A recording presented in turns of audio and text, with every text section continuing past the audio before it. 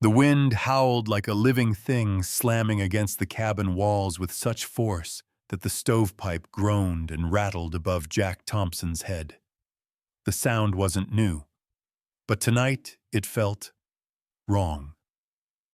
He leaned forward in his chair, squinting at the ancient mercury thermometer nailed beside the door. The red line had dropped below 0 hours ago. Now it was crawling so low it was almost out of sight. He pulled the curtain back with 2 fingers, slow and stiff, and peered into the dark. Snow swept sideways in thick sheets across the front yard, burying the chopped woodpile inch by inch. The sky wasn't black, it was bruised purple and flickering, lit now and then by flashes of the aurora. Beautiful, cold-blooded. Jack closed the curtain and sat back, his knees cracking in protest. The fire crackled in the wood stove, but its heat felt thin like a drunk trying to hold up a falling wall. He'd been through 47 winters in this cabin. 47 times he had chopped, split, stacked, and burned enough wood to survive. But this one, it had come too early. Too hard. He turned toward the bedroom. Grace should be asleep, he thought. But even before he moved, her voice came through the door, soft, gravelly, and alert. "Still storming, yeah," he said. "Still dropping." She came out wrapped in 2 flannel layers and a faded army blanket thrown around her shoulders like a cape. Her thin frame moved slow, careful, every step measured against the pain in her joints. Her white hair was tied back, eyes sharp, despite the fatigue. Jack watched her shuffle toward the stove and cup her hands near the heat. "Wood's burnin' faster," he said. "I noticed. We're going through twice as much just to stay half as warm." Grace didn't answer. She just held her fingers out like they could soak up the fire. After a moment, she asked the question he'd been dreading. "How much do we have left?" Jack didn't answer right away. Instead, he stood and walked to the kitchen counter. He pulled out the back of an envelope covered in his handwriting, calculations scribbled in black pen. "If we burn like this, we won't make it past mid-January, maybe earlier if it drops any further." "And if we cut back?" she asked, her voice too calm. Jack hesitated. "Maybe first week of February. But that means living cold, not just sleeping cold." Grace closed her eyes. Then came the words, the ones he'd been holding back for days. "Grace, this winter ain't gonna be like the others." She looked up. "You feel it too?" He nodded. It wasn't just the weather report, though the emergency broadcast had made it clear enough: polar vortex. Record lows expected. Dangerous wind chills. Prepare for outages. Prepare for isolation. No, it was something older than the radio. Deeper. Jack felt it in the way the frost clung to the windows before dusk, in how the snow sounded underfoot, dry and sharp like broken glass, in how his joints ached more than usual, in how Grace, for the first time in decades, needed help getting out of bed. This winter didn't feel cold. It felt hungry. That night, Jack didn't sleep. He stayed in the chair by the fire, feeding it a piece of kindling every hour, just to keep the cabin from dropping below freezing. Around 3 a.m., he stood slowly stretching his aching back and stepped outside. The wind slapped him hard. His breath disappeared instantly, no time to cloud. He trudged through snowdrifts, waist deep, forcing his way to the edge of the porch. The wind had knocked over the axe. The woodshed door flapped wildly on its hinges. Everything looked the same but felt worse.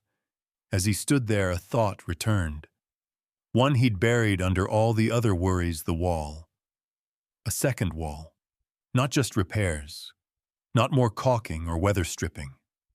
A full structure around the outside of the cabin, 8 inches of space between the log walls and a new wooden shell, packed with hay moss leaves. Dead air. Dead air doesn't move, doesn't carry heat away. like a thermos, like a cocoon. He'd read about it in an old survival manual decades ago. Scandinavian design, primitive, sure, but elegant, effective. The kind of thing no one used anymore because insulation and propane made people lazy, but propane lines freeze. Power goes out. Dead air doesn't. The problem was it was madness. Building a second wall around a cabin at his age with winter already roaring through the valley, with no help, no money, no one who gave a damn, and yet, if I don't, we won't make it. He stood out there another 10 minutes, his fingers burning from the cold, before finally going back inside.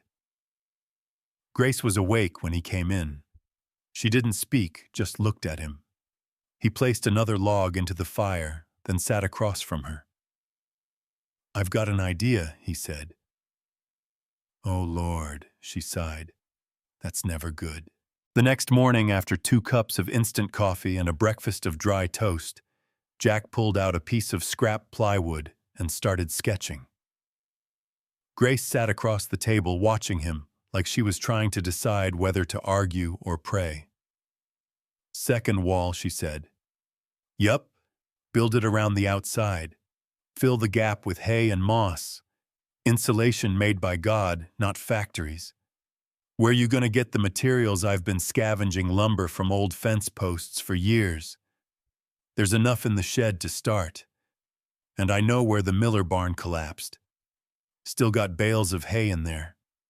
No one's touched 'em. You think you can build a whole outer wall before January? I have to."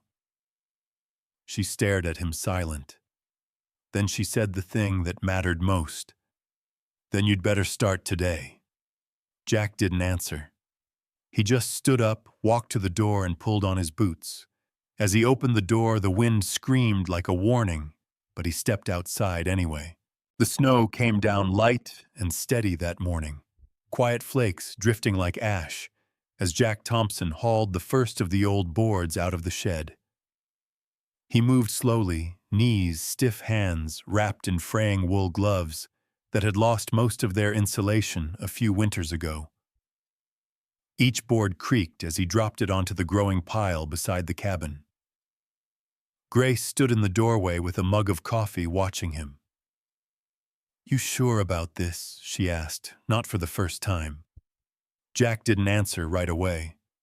He straightened up, wincing as his back barked in protest, and looked at the cabin like he was trying to see through it. Not just the structure, but the years, the fights, the holidays, the nights they held each other while the wind screamed outside.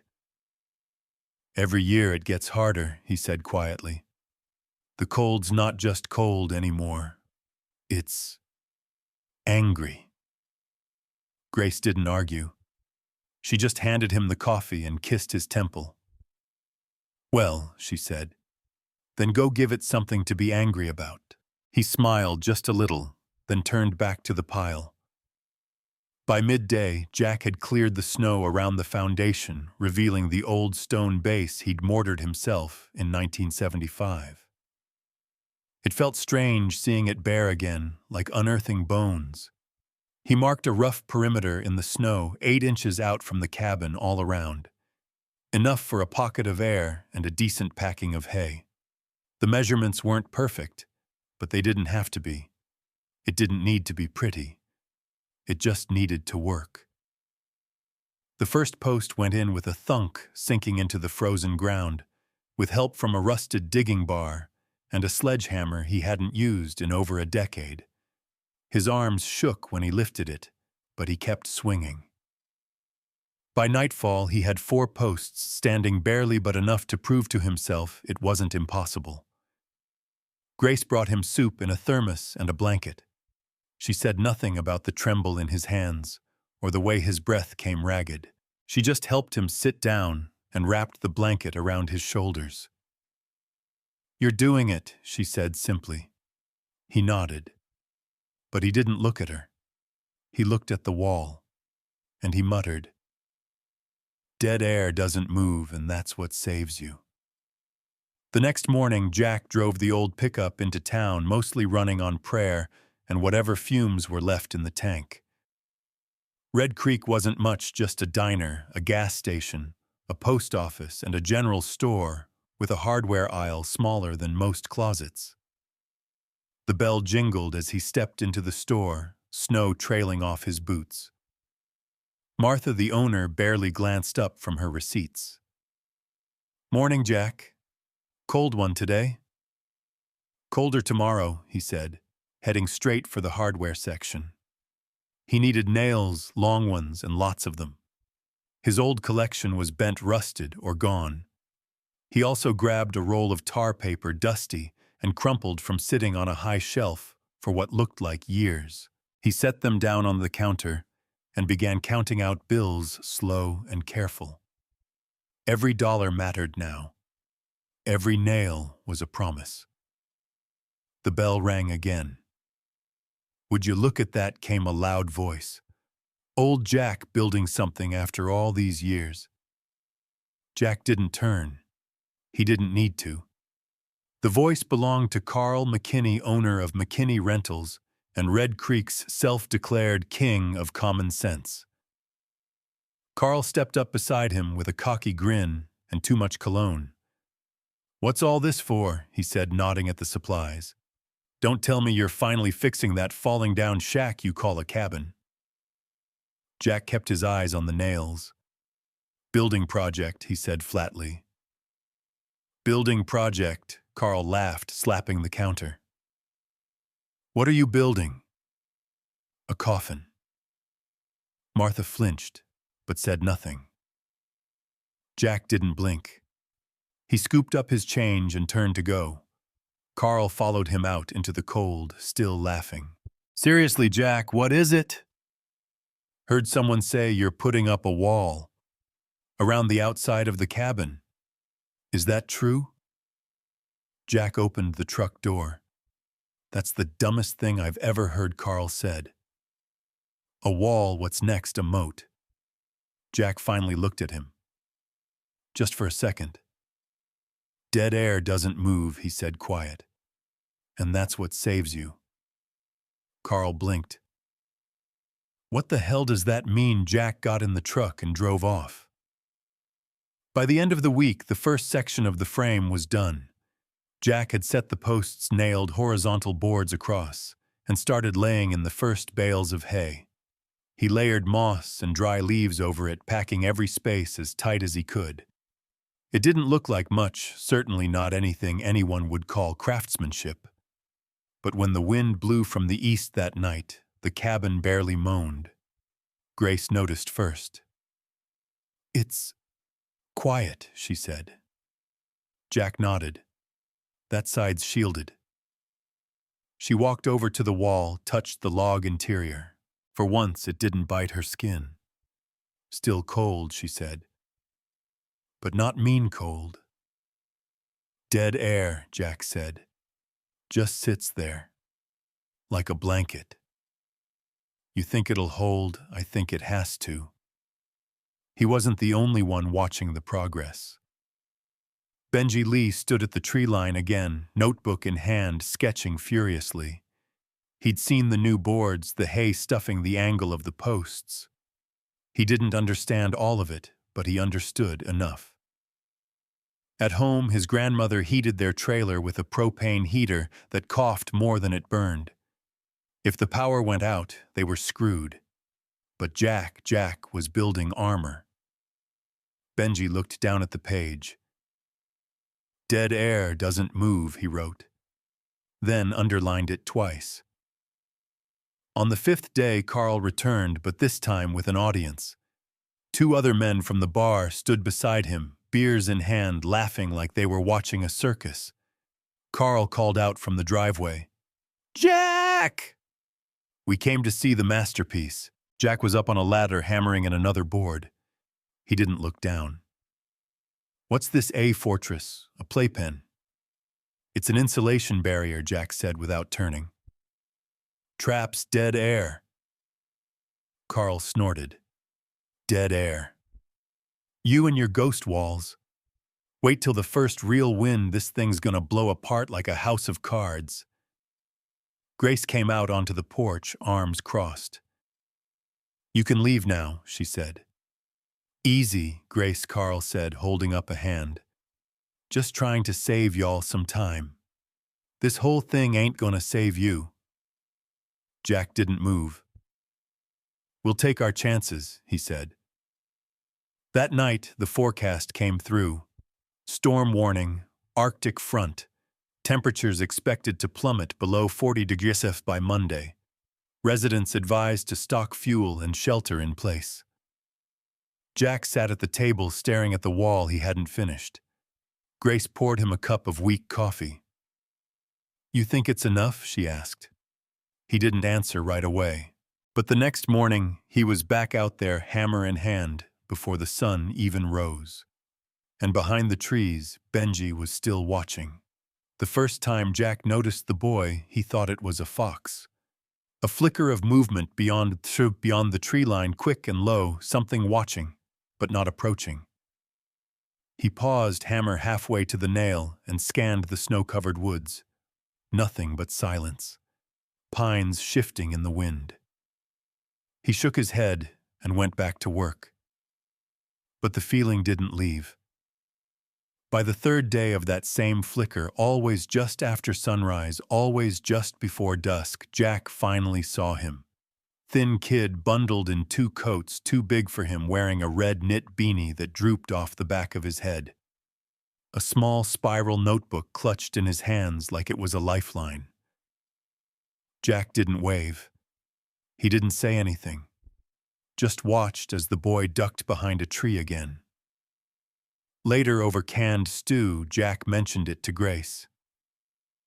There's a kid out there watching me build. Grace raised an eyebrow.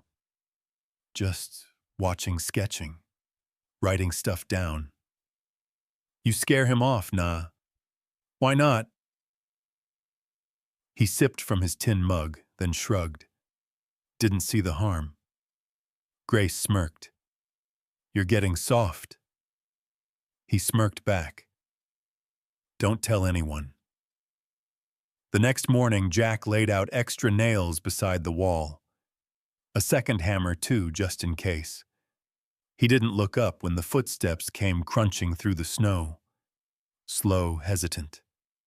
Then closer. Then still. You want to learn something or just freeze to death out there, Jack said without turning. A long pause. Then I guess I could help. Jack finally looked. The boy stood stiff as a fence post, eyes wide behind foggy glasses. Up close, he looked even smaller. Maybe 14, maybe younger. Korean American, maybe mixed with that permanent caution some kids wore like armor. Jack jerked his thumb toward the unfinished section of the frame. Hold the board while I nail. The kid scrambled forward, nearly dropping his notebook. They worked in silence for 5 minutes before Jack finally asked, "Name Benji." Benji Lee. Jack. I know. Jack grunted. You've been sketching me like some kind of wildlife documentary. Benji flushed. I wasn't trying to be weird. Jack nodded. Wasn't accusing you. Just noticed. You pay attention. Benji hesitated. What are you building exactly? Jack pointed to the space between the log wall and the new frame. Dead air pocket. Wind can't move through dead air. No current means no heat loss. Learned it in Korea. Locals used double-walled homes. Warm as hell. Benji blinked. Why doesn't everyone do it? Jack smirked. Because it looks stupid. Benji laughed. That's kinda true. Didn't stop me, Jack said. They kept working until the light started to fade. Jack gave Benji an old thermos of soup to take home. Come back tomorrow, if you want. Benji nodded so hard his beanie nearly fell off. As he walked away, Jack muttered to himself, half smiling, "He's building something they'll all need, and they don't even know it yet." The next few days settled into a rhythm. Jack and Benji worked quietly in the morning, cutting boards, hammering stuffing insulation. Grace brought them sandwiches and pretended not to enjoy the sight of Jack teaching someone again. Benji was smart. He didn't talk much, but he asked the right questions. And he listened. Really listened. Jack hadn't had that in years. Sometimes Jack would catch Benji watching him when he thought Jack wasn't looking. There was something in the boy's eyes, half admiration, half fear. One afternoon, as they sat catching their breath, Benji spoke up. "My grandma's heater cuts out when the wind gets bad. I sleep in the kitchen next to the oven." Jack nodded. "That's not safe, I know. But we don't have money for repairs. She says we'll be fine, but I'm scared this year." Jack looked at him. "You're right to be." Benji swallowed hard, then asked, "Would this work on a trailer?" Like the double wall thing, Jack didn't answer right away. Then he said, "Maybe. You'd have to modify it. But insulation's insulation. Trapping air works anywhere." Benji grinned. "Could you show me? Let's finish this cabin first." That night, Jack sat by the stove and told Grace kids got good hands. "He also looks like he hasn't eaten a full meal in days," she replied, already pulling out an extra portion for the next day. Then, on the 6th morning, Maggie showed up. She came walking up the driveway with a plastic tub in her arms, snow crunching under her boots, and her breath fogging in the air. Jack spotted her from the side window. He opened the door before she could knock. "Mornin'," she said. "Maggie. Brought some extra thermals. Thought you and Grace might need 'em. Got a few cans of soup, too." Jack nodded but didn't move to take them. "I heard Carl's been talking," she added. "I'm sure he has." Maggie stepped forward. "He's telling people you've lost it, that you're wasting time and energy, that your ghost wall won't last a week in a real storm." Jack looked over her shoulder at the wall already half wrapped in tar paper. "It'll hold." "I believe you," she said. "That's why I'm here." Jack finally reached for the tub. "You just here to donate clothes?" Maggie smiled. "Nope, I came to help." Inside, Grace lit up like a lantern at the sight of her. "Look what the wind blew in," she said warmly. Maggie chuckled. "Hope you've got gloves that fit." Within minutes, the three of them, Jack, Benji, and Maggie, were hammering in sync. Maggie worked fast, unbothered by the cold, her movements precise. She didn't ask questions. She just did the work. Benji looked at her like she was a superhero. That night, Jack stood outside the cabin staring at what they'd built. The wall now wrapped halfway around.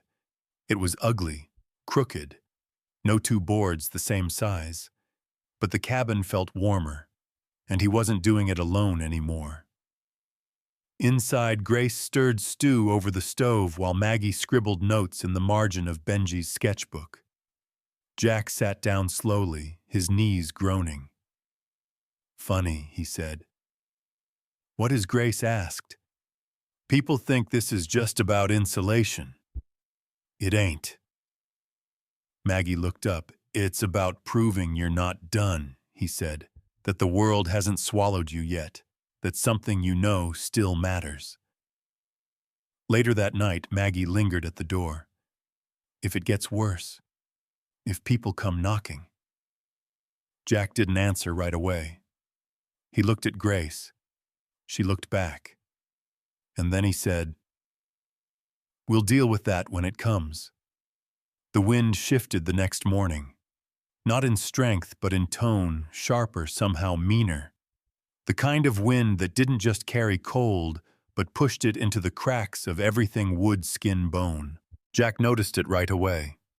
He stood outside with Maggie and Benji securing the last section of the south-facing wall.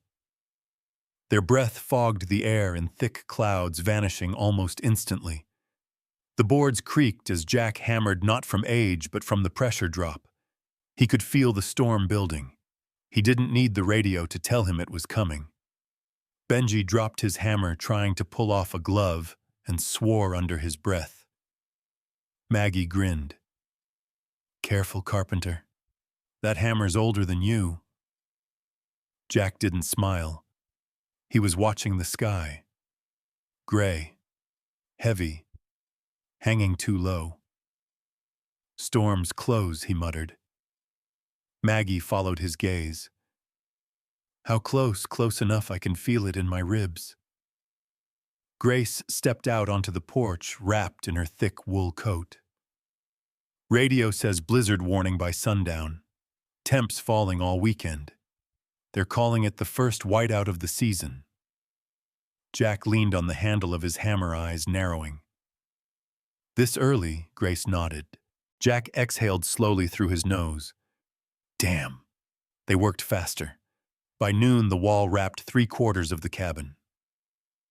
Jack wanted the fourth side finished before dark. The west wall. The windward wall. Without it, everything they'd done was a half measure. Benji stuffed hay between boards, while Maggie layered the tar paper over top, sealing the cracks with a staple gun that jammed every third squeeze. Jack handled the cutting and alignment. No one spoke unless it was necessary. Then came the sound of a truck. Jack froze. Benji paused mid-step, hay still in his gloved hands. The crunch of tires over frozen gravel echoed up the driveway. Jack turned slowly. It was Carl. Of course it was. His silver Ford pulled up with a spatter of slush. 2 other men sat in the truck bed, bundled in hunting jackets, sipping from cans. Carl stepped out like he was arriving at a party. "Well, hell," he said, grinning wide. "Would you look at this, He waved his arms at the wall like he was presenting a circus act. Jack Thompson, building the world's first hillbilly igloo. Benji looked at Maggie. Maggie didn't move. Jack stood up straight, laid the saw down gently, and brushed his hands on his coat. Carl walked closer, hands in his pockets. "I mean, it's got a certain charm, I'll give you that. Rustic meets insane." Jack said nothing. Carl nodded at Benji. "Got the kid working for you now, huh? Bet his parents would love that." "I'm learning," Benji muttered low. Carl chuckled. "Yeah. You learning how to waste your time?" Jack stepped forward.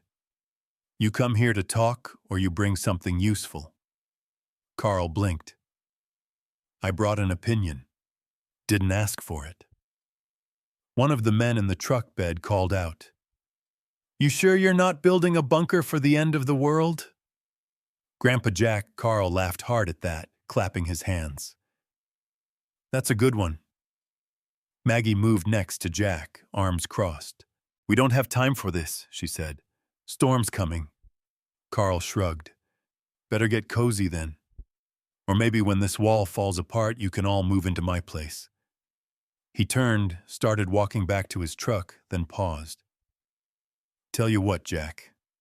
When the power goes out and your science project turns into a freezer, don't say I didn't warn you." Then he was gone. The truck disappeared down the road, leaving only tire tracks and silence. Benji kicked at a chunk of ice. "Why is he like that?" Jack didn't answer. Maggie sighed. Pride and fear wear the same face. They went back to work. By the time the sun dipped below the trees, the final wall stood. It wasn't pretty, but it was done. Jack walked the full perimeter, testing the seams, listening for drafts. The wind screamed over the treetops, but inside the space between the walls, it was quiet. Still. Dead air. Just like he remembered.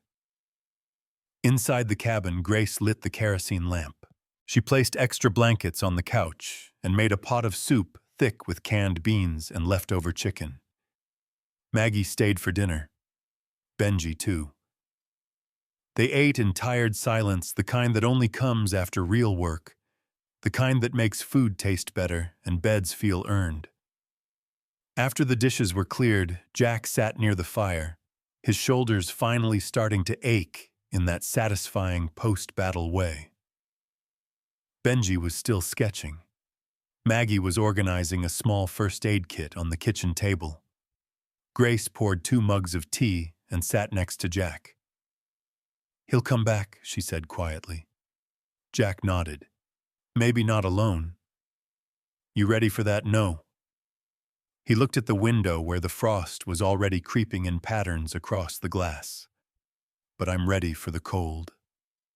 That night, the blizzard began.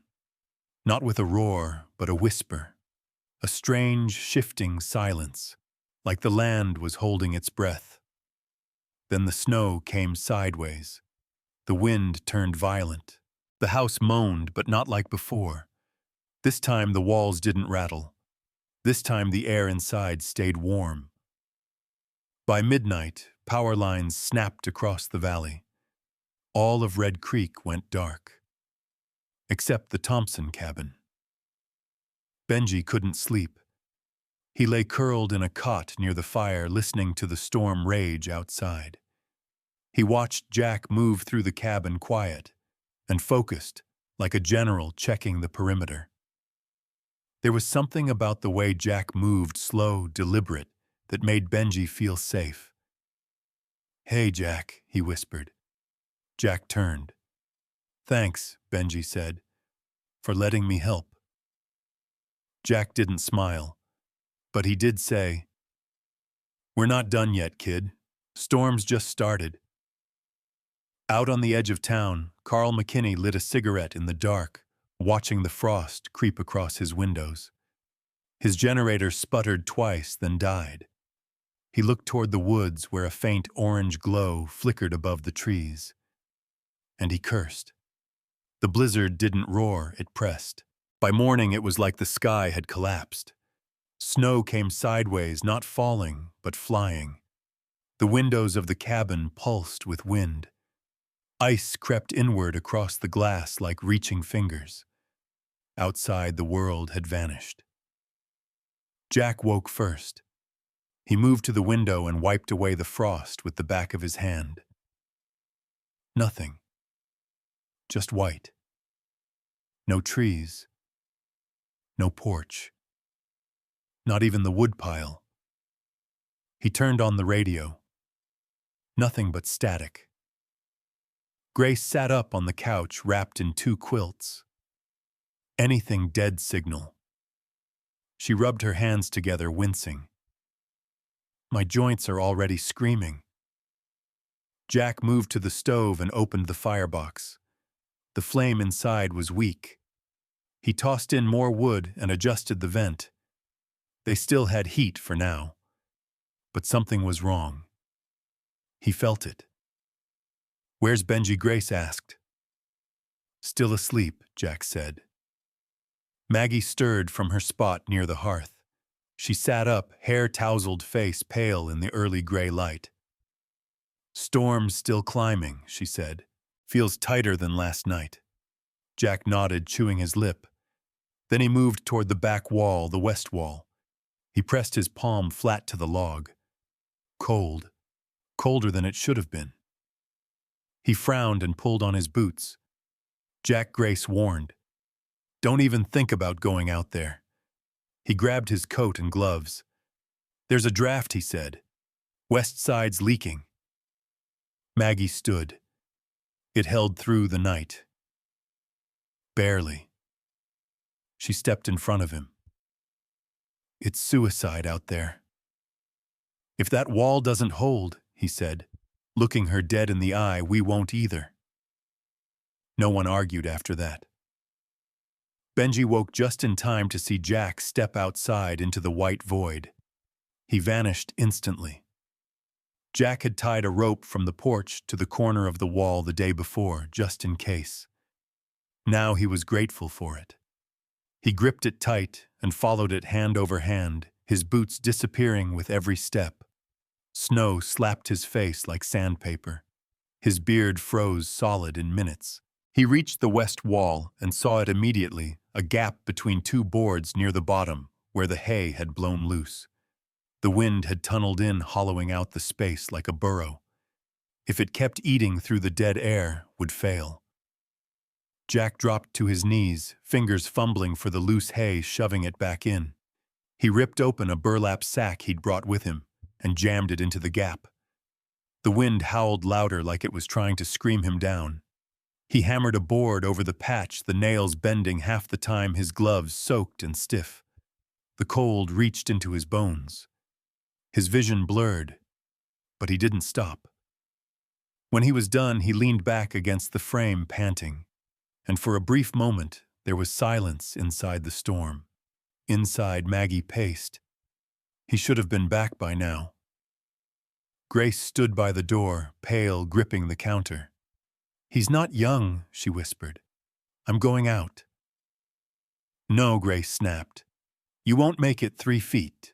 Benji sat on the floor, arms wrapped around his knees. His voice was small. "He'll come back." Grace looked at him and saw the fear he was trying to swallow. So she did what Jack would have done. She moved. She grabbed extra blankets, stoked the fire, boiled water. Every action a shield against helplessness. Maggie kept her eyes on the door. Then finally, the rope jerked. A figure stumbled out of the white, bent nearly in half. Maggie flung the door open and pulled Jack inside, the wind slamming it shut behind them. He collapsed to his knees, coughing snow pouring off his coat. Grace knelt beside him. "You stupid, hard-headed man." He grinned, teeth chattering. But the walls sealed. They stripped off his coat and wrapped him in layers, Maggie checking his hands for frostbite.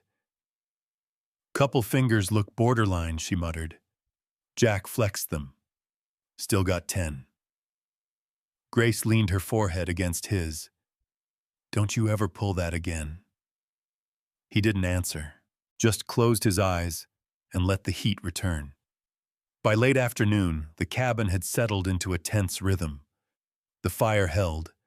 The temperature inside hovered just above 50, enough to keep pipes from freezing enough to move without shaking. Benji sat with his sketchbook in his lap but didn't draw. He kept glancing at Jack, who now sat in a chair by the stove, wrapped in layers, sipping warm broth. "You ever get scared?" the boy asked. Jack looked at him. "Every damn time," he said. "Difference is, I don't let it decide for me." Benji nodded slowly. "I want to build one. For my grandma's trailer." Jack's eyes softened. "Then you will." Maggie sat at the window.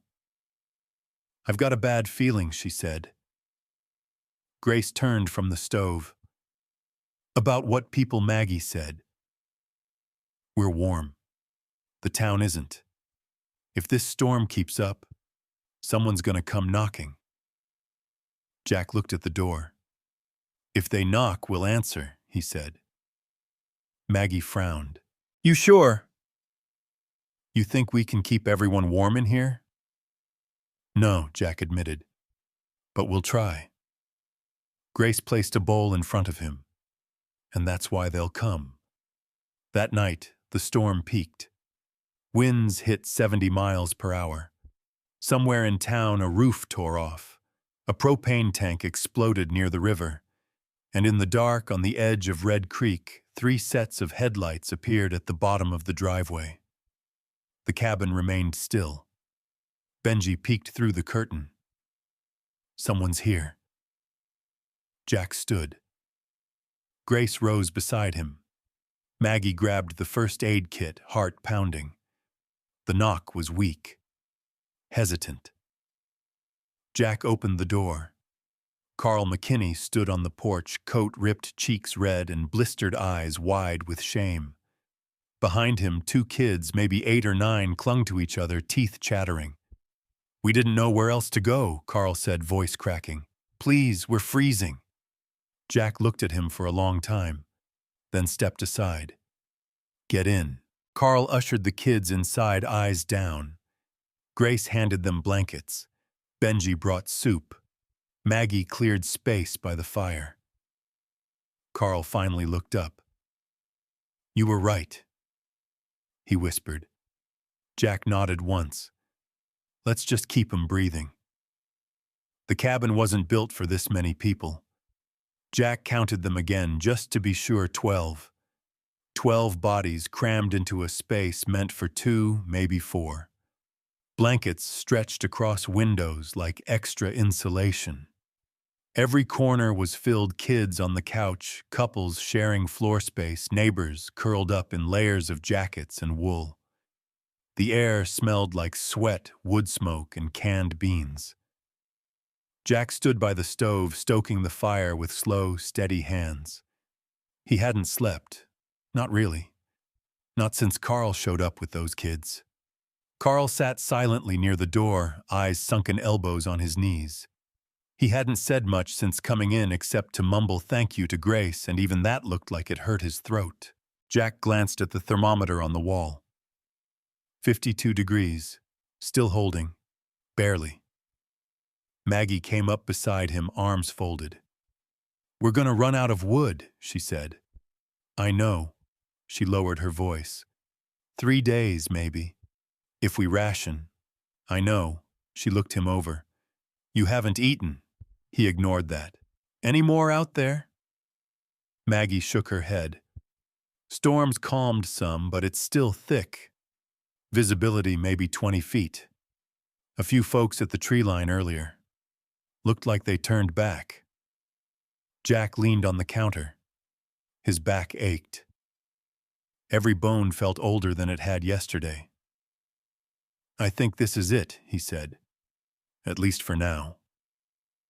Benji sat across the room next to the 2 kids Carl had brought, Micah and Ellie, siblings from the east side of town. Benji was teaching them how to draw stick figures. It was the first time either kid had smiled since they arrived. Grace handed out mugs of weak coffee and instant oatmeal, moving slow but steady. Every person she touched seemed to soften a little, as if her hands carried some warmth the fire couldn't give. She knelt beside Carl last, pressing a mug into his hands. You look like hell, she said. Carl stared into the coffee. Deserved it. Grace sat beside him. Yeah, probably, she said. But you came. Carl swallowed hard. Didn't come for me. Grace raised an eyebrow. That's why we let you in. By afternoon, the logistics started hitting. They were low on water. The pump out back was frozen solid. Maggie and Benji volunteered to melt snow in a big stockpot over the fire. It worked, but slow. Jack worried the pot would empty faster than it filled. The food situation wasn't dire yet, but canned goods would only stretch so far. Grace began dividing up what they had, turning meals into soup-based blends that could feed more mouths with less. People were cold, tired, scared, but no one was dying. That mattered. Still, Jack couldn't stop pacing. Maggie stopped him at the hallway. You're burning more energy worrying than any of us working. He leaned against the wall. This place isn't a shelter. It was barely holding us. Yet here we are. I know, he said. That's what scares me. She gave him a look. You'd rather have left them out there? No, Jack said firmly. That's not who I am. Maggie held his gaze. Then let's not pretend like this is some mistake. He nodded slowly. All right then, he muttered. If we're gonna do this, do it right. That night they held a meeting. Everyone gathered in the main room, wrapped in coats and quilts. Candles flickered in jars on the windowsills, casting long shadows across the floor. Jack stood at the stove, not needing to raise his voice. Everyone was already listening. We've got enough to make it through a few more days, he said. If we're smart. If we work together. He glanced around. Firewood's priority. We've got what's in the shed and what's left of the fence line. Maggie and I will handle that tomorrow. Carl raised a hand. I can help. Jack hesitated, then nodded. Good. Food and water's limited, Grace added. We melt snow for water, we share meals, we stretch everything. Benji stood. I can watch the kids, keep them busy. Micah beamed. Bathroom's outside, Jack said. We'll have to rotate. Buddy system. No one goes out alone. A quiet murmur of agreement. Then someone asked the question. How long do we stay here? Jack looked toward the frost-covered window. As long as we have to. After the meeting, Jack stepped outside to check the wall. The wind had eased, but the air was bitter. He walked the perimeter slowly, pressing his hand to each side, checking for leaks, warps, cracks. The structure held. Still warm inside. Still breathing. He closed his eyes just for a second. Then came the voice. You built something that matters. He opened his eyes. Carl stood a few feet behind him, arms crossed, breath fogging in the air. Jack didn't respond. Carl stepped forward. I was wrong, he said. Jack raised an eyebrow. You were right about the cold. About how bad it'd get. I thought you were just clinging to the past, playing survivalist. Jack looked away. You still think I'm nuts, Carl chuckled. A little. But I'd be dead if you hadn't been. A long silence stretched between them. Then Carl said, You built something that matters. Jack looked at the wall, the glow of the firelight behind it. No, he said. We did. Inside, Grace was tucking Ellie into a nest of quilts when the girl whispered something. Grace leaned closer. Are we gonna die? Ellie asked. Grace brushed her hair back. No, sweetheart. We're not. Because of the wall, Grace smiled gently. Because someone decided not to give up. Later that night, as everyone slept, Jack sat by the fire alone with his thoughts. He stared into the flames, replaying every decision, every nail, every board, every glance from Grace that told him to keep going when even his bones said quit. And he realized something. This wasn't about surviving anymore. This was about purpose. And purpose had found him again. Outside, the snow began to fall softer, slower. The storm had passed its peak. But Jack knew this wasn't the end. Just a pause. And there was still work to do. The sky turned the color of old steel, flat, cold, and unforgiving. Jack stood just outside the cabin with his axe in hand, staring at the last of the woodpile. A few logs left. Maybe a day's worth if they rationed. His breath fogged in the frigid air, and snow drifted down lazily, too slow to feel urgent. But Jack knew better. This was the eye of it. Inside people had settled into rhythms, small ones. Carl was helping split firewood now without being asked. Grace and Maggie rotated cooking and water melting duties. The kids had their own corner drawing with Benji, who had somehow become their makeshift teacher. But survival wasn't a rhythm. It was a countdown. When the knock came, it wasn't loud. Just 3 soft raps barely heard over the wind. But Jack froze. He knew that sound. Not from its volume, but from what it meant. Someone else needed help. He opened the door slowly. A blast of cold rushed in. Standing there, bundled in a patchwork of mismatched coats, were Ron and Cheryl Haynes, local farmers from the southern edge of Red Creek. Behind them stood their teenage daughter, Lily, holding a duffel bag in one hand and her little brother's mittened hand in the other. Their eyes were hollow. We heard this place was warm, Ron said. Jack didn't move. Grace stepped beside him. How long have you been walking? Since sunrise, Cheryl said, voice shaking. Our generator gave out. House dropped below freezing before noon. Jack looked over his shoulder. Space was already tight, but he stepped aside. Come in. They shuffled in quickly, grateful just to stop shivering. Jack shut the door behind them, sealing out the howl. The others looked up as the newcomers entered. Blankets were offered. Hot broth. A spot near the fire. It was Maggie who finally voiced what Jack was already thinking.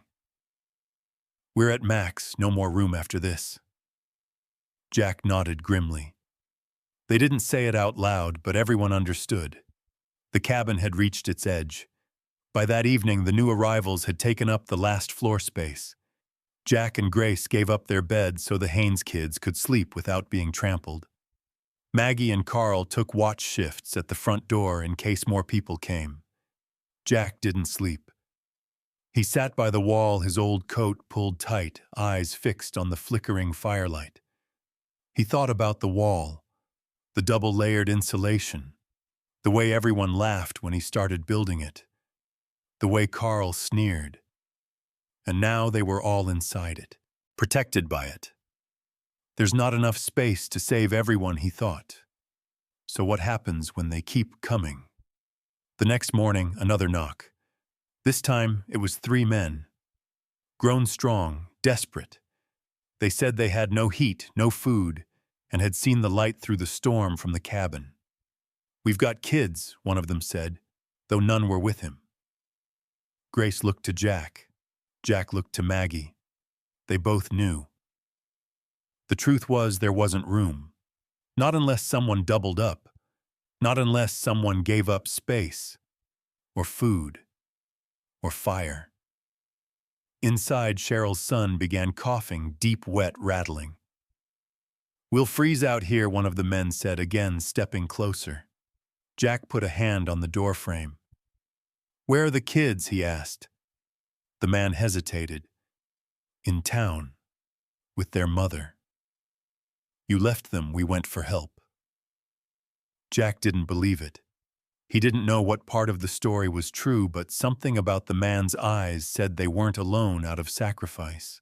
They were alone because they thought they'd have better odds without the burden.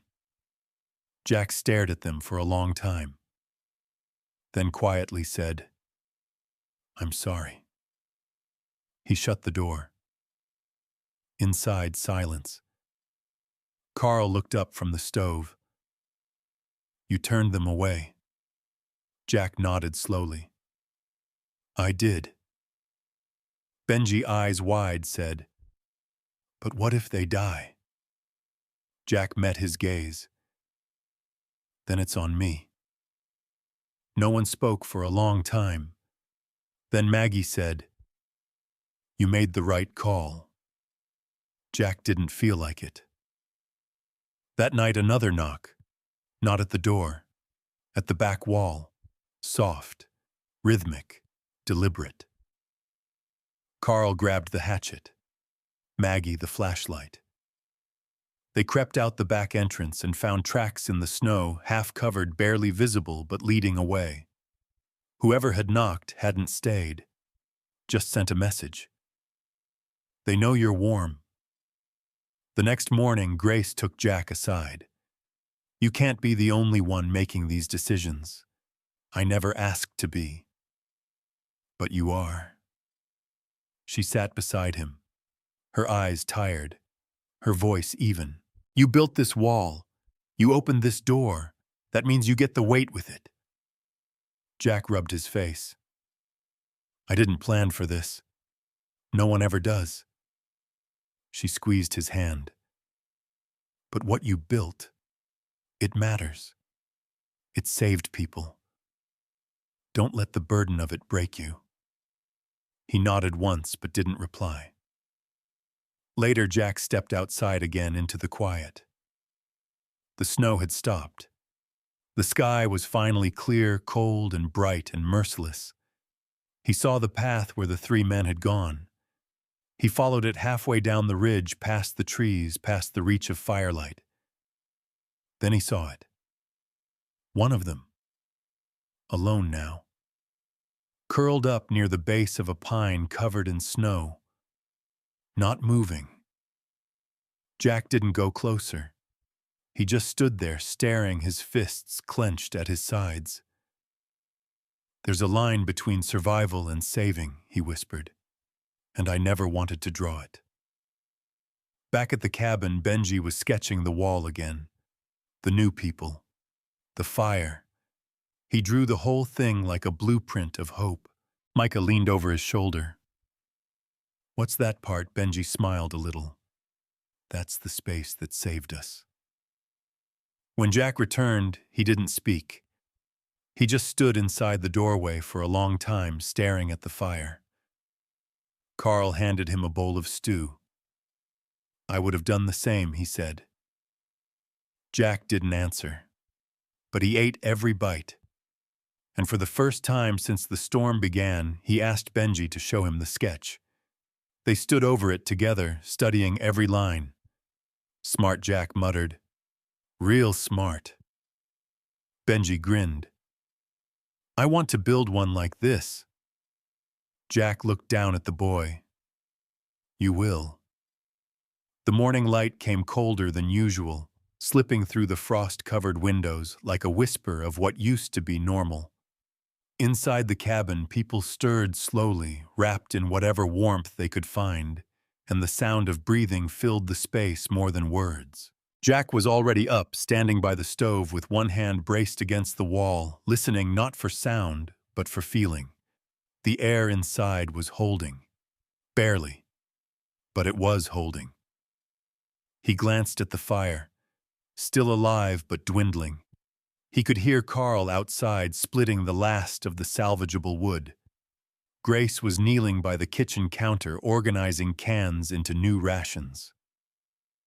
Maggie stood at the back door, peering out through a slit in the curtain, like she was waiting for a new kind of storm. Then the radio crackled. Everyone froze.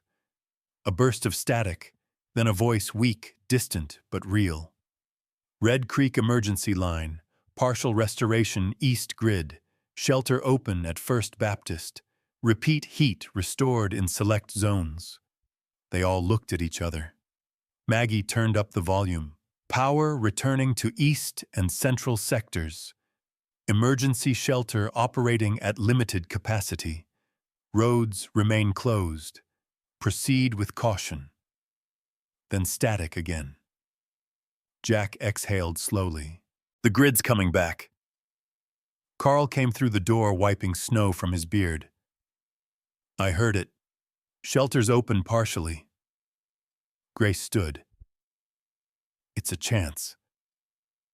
Benji looked from face to face. "Does that mean we're leaving?" Jack didn't answer right away. His eyes swept the room at the people who'd made this cabin into more than just shelter. A sanctuary. A memory. A symbol. "It means we have to make a choice," he said. Maggie's voice was calm but sharp. "It's not safe out there yet. Even if the grid's back in places, the wind chill alone could kill someone if they walk too far." Carl spoke up. "But if that shelter's heated, it could relieve pressure. Let the ones most vulnerable get help." Jack nodded. "Exactly. But I won't send anyone if they don't feel safe." A silence settled in the room like fresh snow. Then Ron Haynes stepped forward. "My boy's still coughing blood," he said. "We don't have meds for that here." Cheryl squeezed his arm, and Jack saw the quiet desperation in her eyes.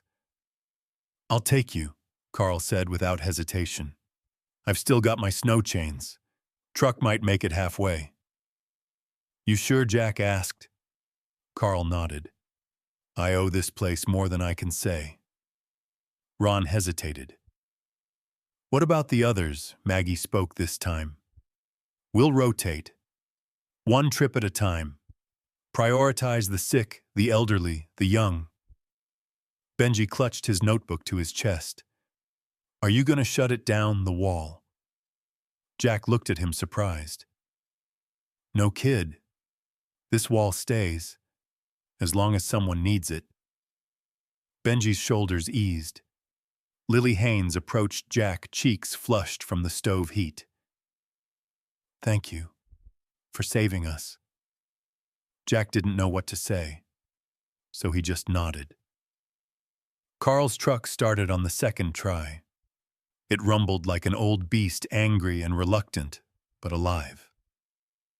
Jack helped pack the Haynes family into the back with extra blankets and 2 jugs of melted snow water. Grace tucked a box of soup cans beside the kids. Benji gave Lily a drawing, his sketch of the cabin, with the double wall and firelight glowing from within. Hang on to it, he said, so you remember what saved you. Lily smiled. I won't forget. As the truck pulled away, Jack stood at the tree line staring long after the taillights disappeared behind the drifts. We started with a cabin, he said, but now we're part of the town again. Maggie came up beside him. You mean the town's finally realizing it needs you? He didn't answer, but something flickered behind his tired eyes. Back inside the cabin felt both larger and emptier. With 5 people gone, there was more room to breathe, more quiet, but also more uncertainty. Jack sat by the fire unwrapping a fresh bandage for his fingers. The cold had taken its toll. Benji sat across from him, drawing again. This time it wasn't the cabin. It was the people. Their faces. The way they looked when they weren't scared anymore. You're good at that, Jack said. Benji shrugged. It helps me remember, helps me understand stuff. Jack leaned forward. What do you see when you draw me? Benji paused. Someone who never stopped building, even when no one believed it mattered. Jack stared at the flames. Some things are worth doing even if nobody gets it until the end. The second trip was rougher. Carl came back alone, his windshield cracked and front bumper bent. He said he hit something under the snow, maybe a log, maybe an old mailbox, but the engine was overheating and the chains were nearly shredded. No more trips, he told Jack. This storm's not done with us. Jack nodded. We hold what we've got. Word spread quickly that the shelter downtown was running out of beds. Most of the grid was still dark. One of the 3 men they turned away earlier had been found frozen near an abandoned car. The town wasn't safe yet, but the cabin still was. That night, Jack climbed into the loft and looked down at the people who remained. Maggie sleeping with one hand still on her radio. Grace curled under blankets, one hand on the dog-eared book she'd read aloud earlier to keep the kids calm. Benji's sketchbook, half finished in his lap mouth, slightly open in sleep. They looked like family. They felt like purpose. And in that moment, Jack knew the wall was never about keeping things out. It was about keeping each other in. In the morning, the wind was back. Colder than before. Sharper. Jack didn't wait. He got up, pulled on his coat, and headed out to reinforce the southeast corner where the boards had started to bow. Maggie followed without a word. Benji came too, carrying tools. Together they worked in silence, breath-fogging fingers stiff, and while they worked, Jack said the words that would anchor this next chapter. We built this to survive, but now we fight to keep each other alive. The cabin wasn't just surviving anymore. It had become a heartbeat in a frozen town. And as more people looked toward the woods for safety, Jack knew he'd have to make harder calls, draw more impossible lines, and ask himself over and over what one man's wall was truly meant to hold. Jack stood at the edge of the cabin's property, the snow packed high around his boots, his breath coming in clouds, as he stared down at the winding trail that led to town. Something was off this morning. He felt it in the wind, in the air pressure, in the silence itself. For days now, they'd been waiting for the world to catch up. It finally had, but not in the way they expected. A sound came from the tree line. Tires crunching slowly over packed ice. Jack turned and spotted two snowmobiles crawling up the trail. Both wore government markings, temporary emergency response units. The men driving them had the look of people who hadn't slept in days, eyes sunken, beards frozen with condensation red from windburn. The first man dismounted and walked toward him. Young, probably early 30s. Clipboard in hand, state-issued jacket zipped to his chin. "You, Jack Thompson." Jack nodded once. "We've got orders to evacuate all non-permanent shelters within this quadrant. Grid restoration's underway. Shelter expansion begins in 24 hours. Your people need to start moving." Jack didn't blink. "They won't." The agent checked his sheet. "Sir, this isn't optional." Jack crossed his arms. "This place has power, heat, food. The shelter downtown's full, and your expansion can't handle another dozen in time." The second man joined them, scanning the wall with a kind of confused awe. "You really built this whole thing?" Jack didn't answer. The first agent stepped forward. "You're creating risk. If someone dies out here, that liability comes back on the state. We need your cooperation." Jack stared hard at him. "You can take my name, put it on your clipboard. But if you think I'm dragging families through a half-frozen town just to make your forms cleaner, you'll need more than a snowmobile." Behind them, the cabin door opened. Maggie stepped out, holding a radio in one hand. "We heard everything she said. They're not going anywhere." The agent glanced at her. "Ma'am, this is a temporary setup. It was never approved." Grace's voice came from the porch now. Neither was the storm. They were gathering, one by one. Carl appeared behind the curtain, Benji's sketchbook in hand. The Haynes kids peeked through the window, their breath fogging the glass. The second agent sighed. "Sir, if people start refusing evacuation, we'll have to mark this as a defiance case. That means inspections, restrictions," and Jack cut him off. "Let me make this easy for you. We're not a shelter. We're a home. Temporary, maybe, but real. And I built it with my bare hands while the rest of you were still figuring out how bad it was gonna get." Silence. Then Jack said calmly but firmly, "This wall wasn't built to keep people out. It was built because no one else came." The first agent hesitated. He looked at the others, then scribbled something on his clipboard. "You'll be hearing from the department." Jack tipped his head. "Then you know where to find me." The snowmobiles roared back to life, leaving deep tracks as they disappeared into the trees. That night, the cabin was quieter than usual. No one felt much like talking. Grace poured tea. Maggie paced. Carl rubbed his hands together near the fire, his brow furrowed. Jack stood by the window, his reflection looking older than usual. "Think they'll come back?" Benji asked. Jack nodded. "Probably. Not tonight, but soon." Carl grunted. "What are they gonna do, arrest us for surviving too well?" No one laughed. Grace looked over. "If they shut us down, what happens to the wall?" Jack didn't answer, because he didn't know. The next morning, two new faces appeared at the tree line, college-aged, cold, dragging a sled of supplies. Word had spread fast. They'd heard about the warm cabin in the woods, the one with the wall. They didn't knock, they stood at the edge, uncertain, respectful. Jack came out to meet them. "We don't have much space," he said. The taller one replied, "We don't need to come inside. Just need to not die tonight." Jack saw the sincerity in their faces.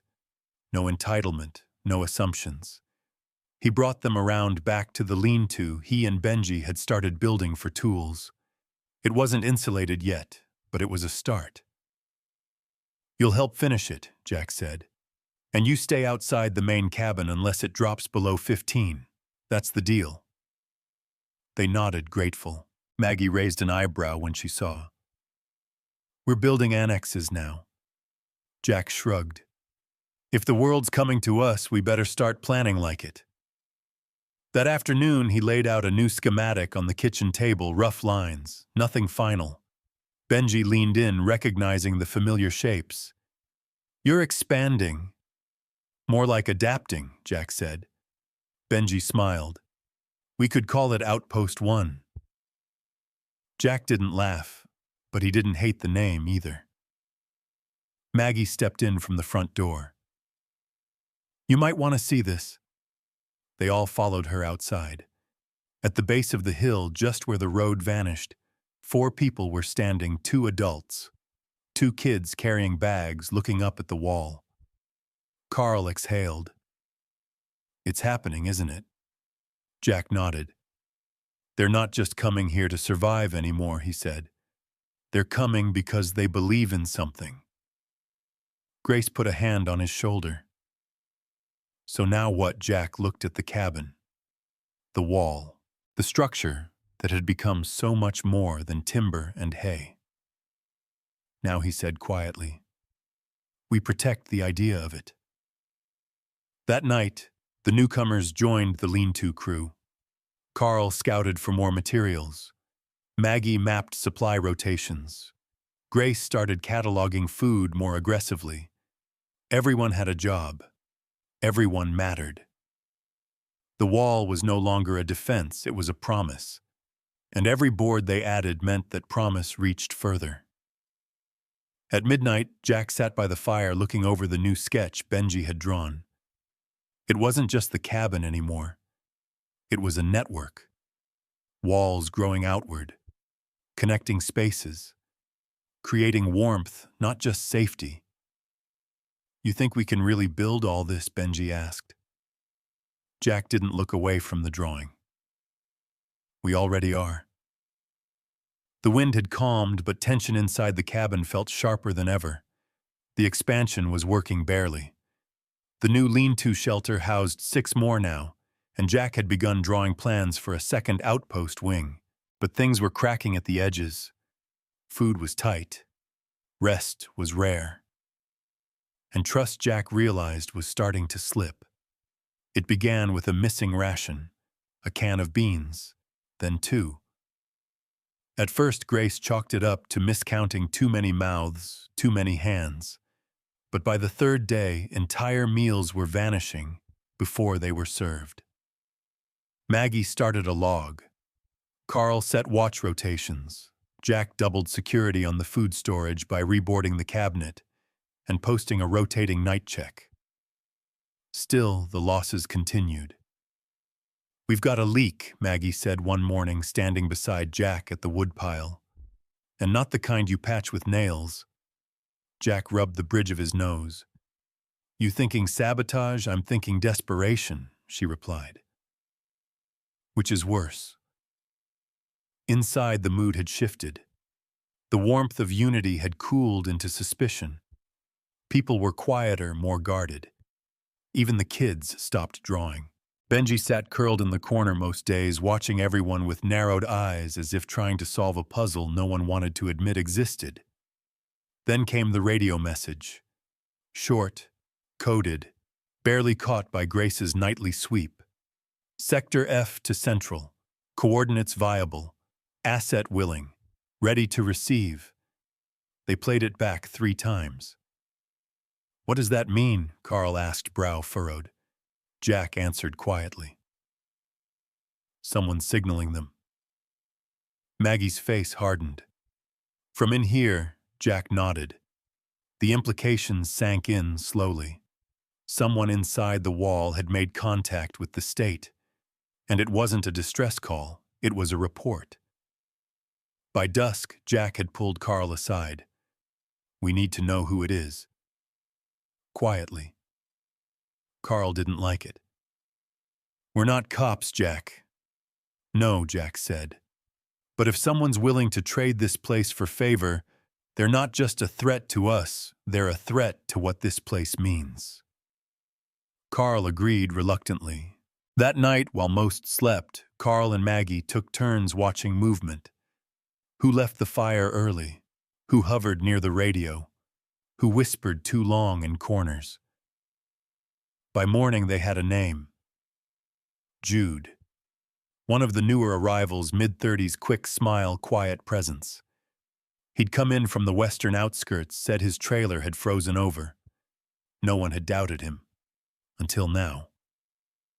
Maggie caught him slipping into the lean-to shelter around midnight, with a sealed envelope in his coat.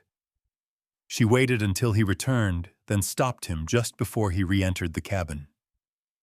"Go for a walk with me," she said. Jude hesitated, then nodded. They walked a few yards from the wall past the firewood stacks. The cold bit deep. Maggie stayed silent until they reached the edge of the clearing. "Who are you talking to?" she asked flatly. Jude blinked. "What? The radio? The food? The coded message? Don't play dumb. Just tell me what you're doing." His expression changed to soft shock, fading into tired resignation. "I was trying to get out," he said. Maggie's jaw clenched. "By trading us in." "No," he snapped. "I wasn't going to hurt anyone.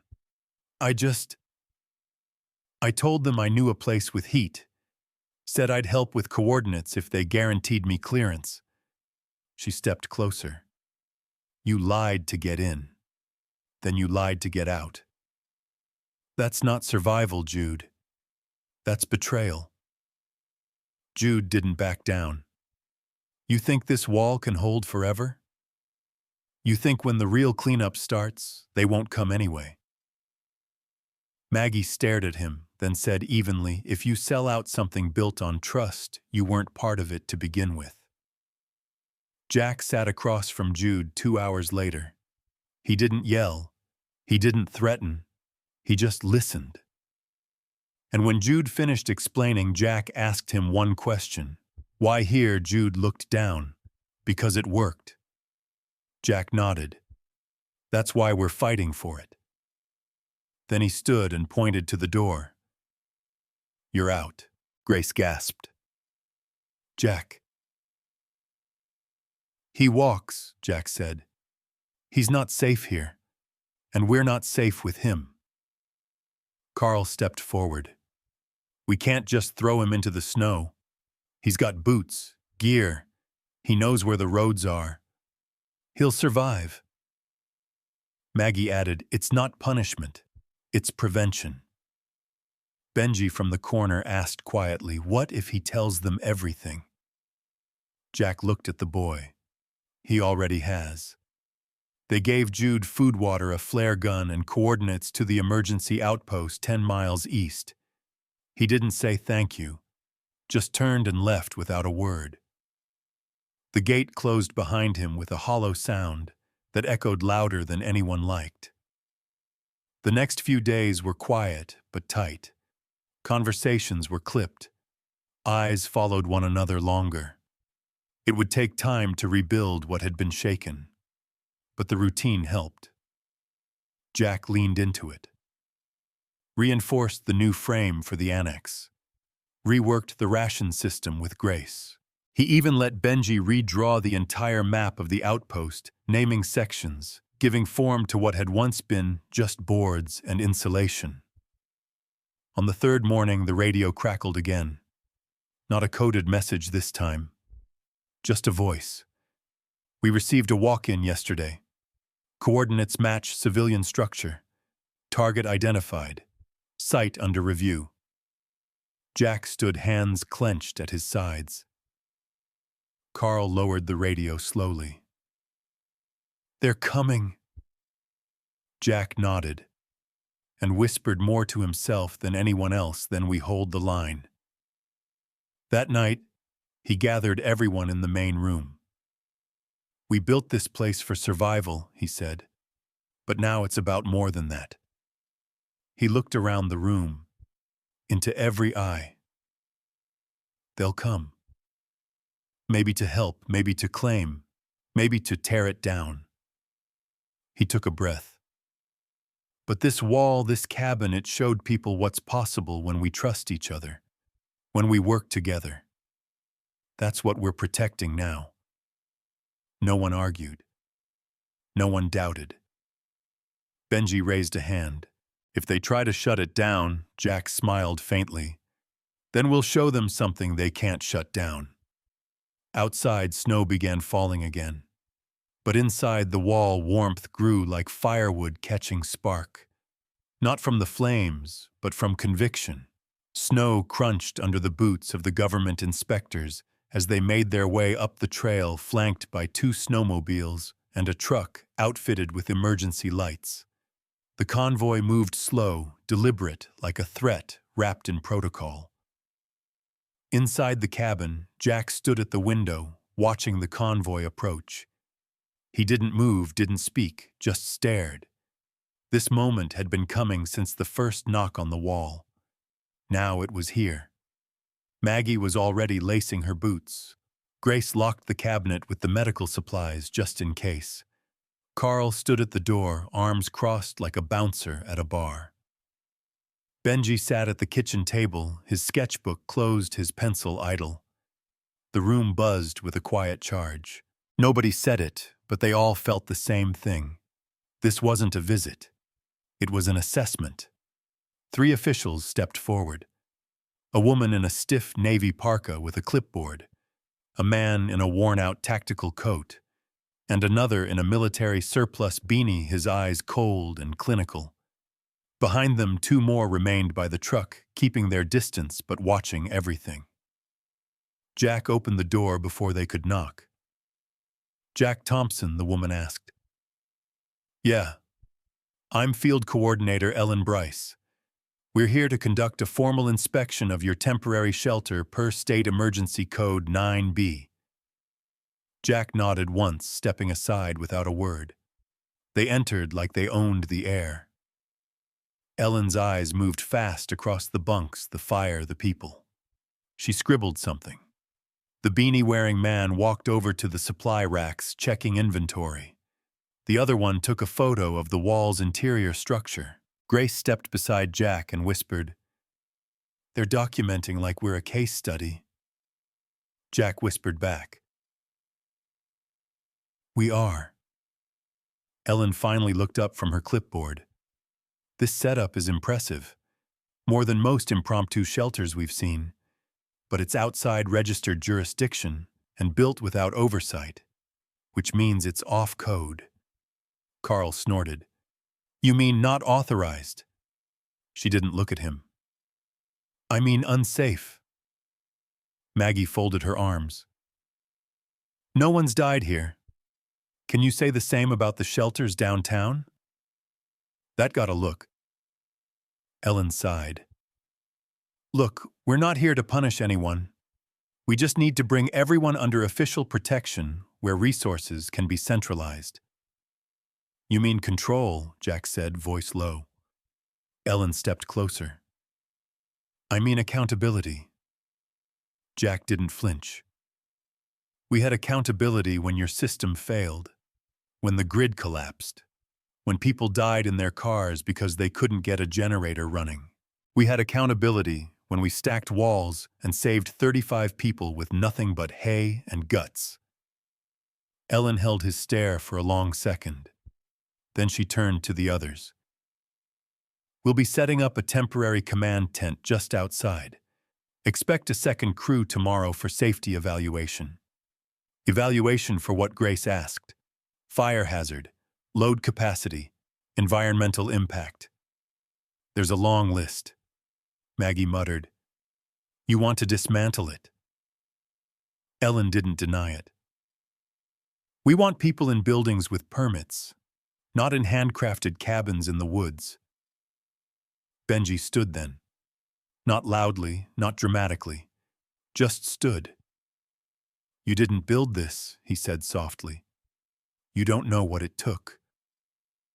Ellen looked at the boy for the first time. "And what did it take?" Benji opened his sketchbook, held it up. A drawing of the wall, day one. 2 old hands pounding nails into snow-frosted beams. Then another page. Kids sleeping under blankets. Maggie reading. Carl cooking. People smiling. Then another. The new lean-tos. A structure growing like a tree. Shelter spreading from hope, not concrete. "It took all of us," Benji said. "And it's still taking us." Ellen stared. Her eyes flicked just for a moment to something softer, but it vanished as quickly as it appeared. She turned back to Jack. "We'll give you the night. Tomorrow we'll begin transfer." Then they were gone. The room was quiet again. Jack moved to the fire and stoked it harder than necessary. "They're going to tear it all down," Maggie said. "Not unless we let them."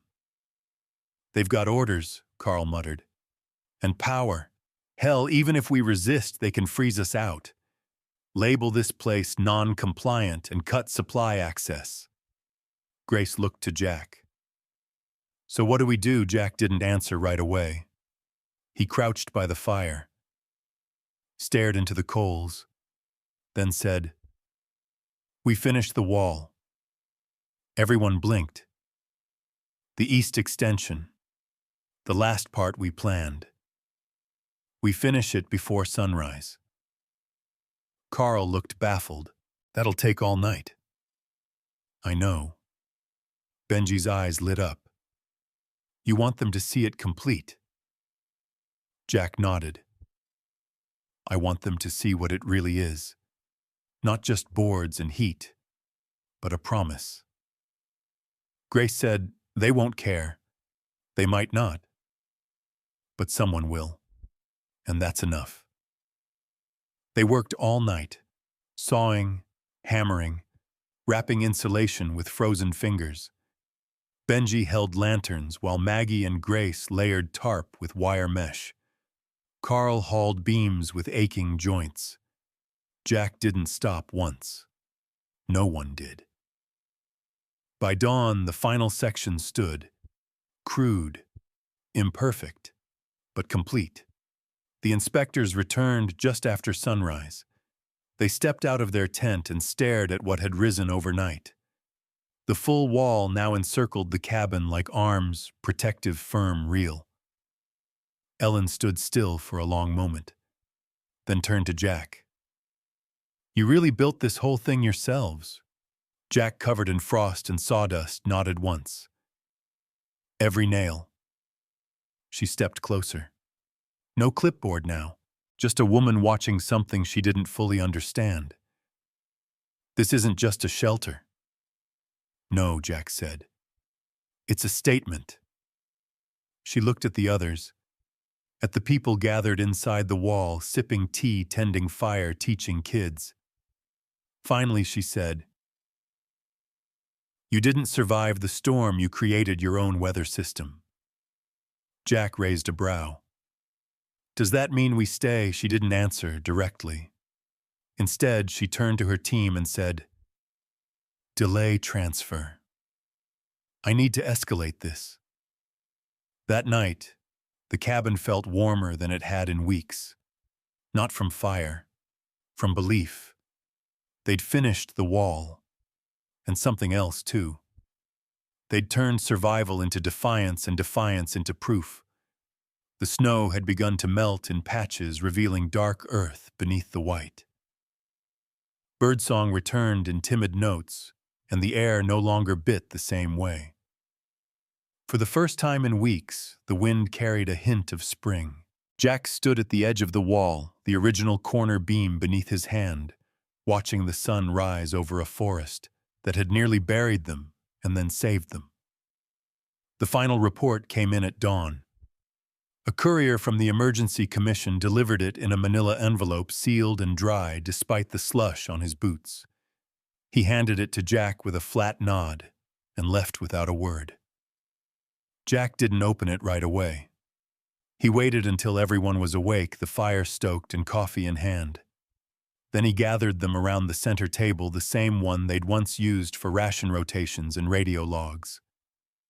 Maggie, Grace, Carl, Benji, and the dozen others who'd made this place something more than shelter sat in silence.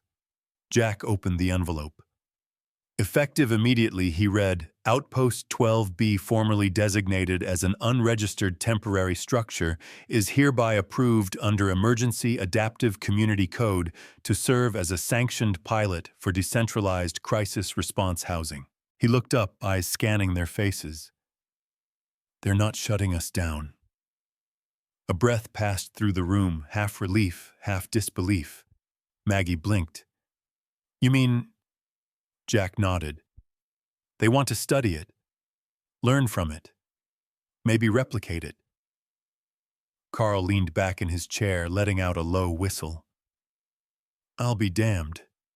Grace smiled, small and genuine. We just became the blueprint. Benji grinned. So it stays. Jack looked around at the walls, the beams, the patched tarps, the scratch-built stove, the drawings on the fridge, and the empty bedrolls now replaced with cots and bunks. It stays, he said. The weight of it all hit quietly like snowfall. No cheers, no applause. Just something deeper, something finished, something earned. The following days passed in a strange calm. Inspectors returned, but not with clipboards. With questions, ideas, interest. What kind of insulation did you use on the inner wall? How did you manage airflow without electricity? Who designed the lean-to structure? Jack answered when he had to. Mostly, he let others speak. Grace took over logistics. Maggie walked them through medical adaptations. Carl broke down firewood storage and ration adjustments. Benji even led a small tour showing his sketches, narrating how the wall grew like rings on a tree. Jack spent more time outside, in silence, walking the perimeter, not watching for threats now, but remembering. He stopped one afternoon by the original panel, the very first slab of salvaged plywood he and Carl had hammered into place when the wind chill dipped below zero, and they had only one roll of insulation to their names. It was warped now, snow-swollen and sun-faded, but it held. Benji came up behind him, sketchbook tucked under one arm. You're not talking much, he said. Jack didn't respond right away. You think they'll ruin it? The boy asked. Jack looked at him. No, he said. They'll try to make it better, cleaner, faster, safer. He looked back at the wall, but they'll never make it matter the way this did. Later that night, Maggie found him by the fire. You should say something, she said. Jack raised a brow. To who? To all of us, before the next chapter starts. Jack hesitated, then nodded. The next morning, under the warming sky, they gathered on the east side of the cabin, the new face of the wall, the place where it had finished growing. Jack stood in front of them all, not like a leader, just like the guy who had started hammering first. I didn't build this because I wanted to, he said. I built it because I couldn't stand doing nothing. He looked around, and then you all showed up, with tools, with hands, with hearts. He gestured to the wall. This wasn't a plan. It was instinct. It wasn't a blueprint. It was hope. And now somehow it's a model. They're going to try and copy it. That's fine. That's good. He paused, scanning their faces. But no one can copy what we lived here. He looked down at Benji, then up at the others. They'll measure the boards, but they won't feel the silence. The night we thought we'd lose the fire. The morning we carried sick kids through the snow.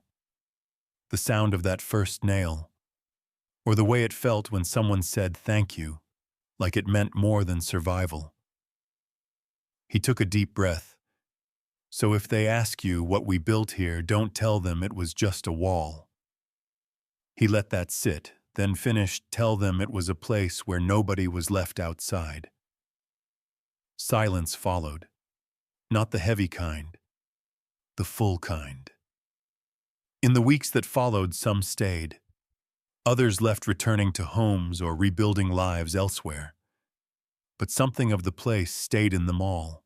Benji left his final drawing tacked above the stove, a wide panel sketch of the cabin with the completed wall. Dozens of figures drawn inside, none named, just labeled us. Carl installed a plaque on the original beam, built by those who wouldn't wait to be saved. Grace started a journal archive with Maggie documenting every decision, mistake, and fix that kept people alive, not as heroes, but as humans. And Jack watched it all from the edge of the woods, hands in his coat pockets, quiet. Until one morning another family showed up. New faces, looking lost, cold, unsure. Jack met them at the gate. He didn't ask what they were running from. He only asked one thing. "Can you build?" The father nodded. Jack stepped aside. "Then you're in." In time, the state would try to replicate the outpost, some successfully, others not. They'd use words like resilient architecture and civilian ingenuity. There'd be articles, photos, even funding, but no one ever called it a program. They called it what Benji once did. The place that proved we can build more than we're given. And if you ever wander far enough north where the trees thicken and the map gets blurry, you might find a wall. Not big, not perfect, but solid. And if you knock, someone might answer. And they'll ask if you're cold. If you say yes, they'll hand you a hammer and welcome you home.